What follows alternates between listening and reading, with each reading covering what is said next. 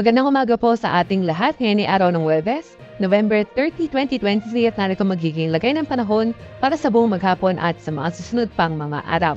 Sa kasalukuyan ay patuloy ang pag-iral ng hanging amihan sa may Northern Luzon. Magdadala pa rin ito ng mga pag-ulan sa ilang bahagi ng Northern Luzon.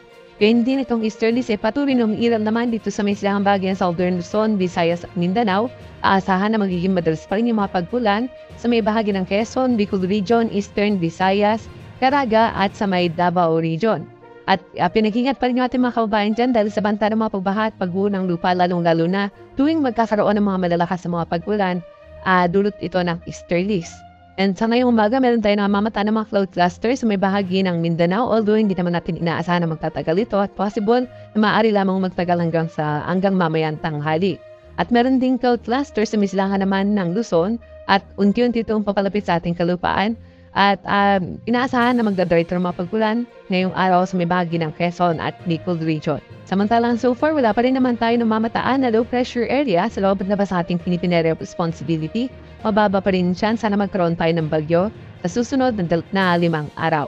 At para naman sa kalagayan ng panahon ngayong araw sa Kalakhang Luzon, naasahan ang maulap na kalangitan at kalat-kalat na mga pag-ulan sa may bahagi ng Batanes, Cagayan, gayon din sa may Apayao at sa may Isabela, dulot pa rin ito ng hanging amihan.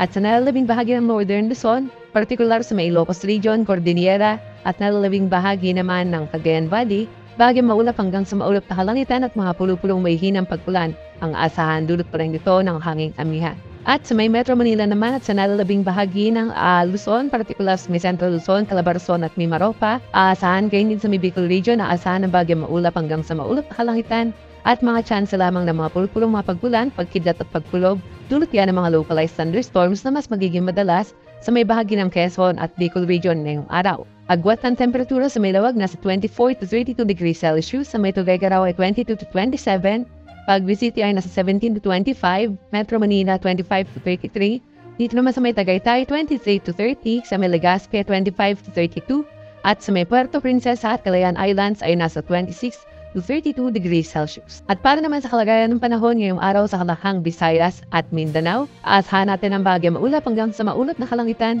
na may mga chance lamang ng mga isolated rain showers or thunderstorms.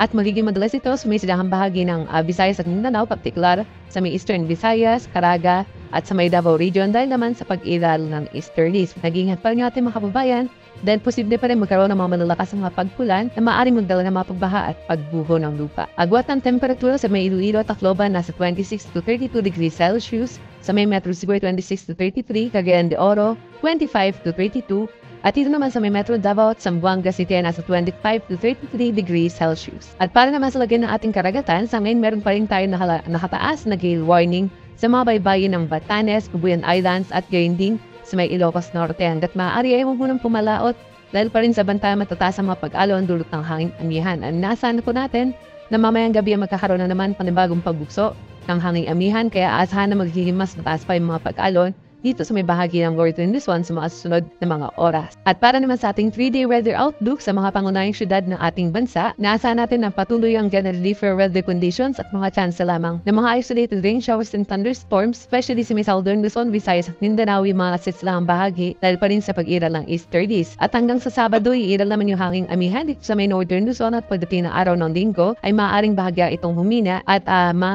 mas iiral itong tinatawag natin na easterlies o yung hangin na nagmumula sa Karagatan Pasipiko at magiging madalas din yung mga thunderstorms sa mga nasa silangang bahagi ng ating bansa. Agwat ng temperatura sa may Metro Manila nasa 25 to 33 degrees Celsius, sa may Baguio City 16 to 26, sa may Legazpi nasa 25 to 33, Metro Cebu 26 to 33 at sa may Metro Davao naman ay 25 to 34 degrees Celsius.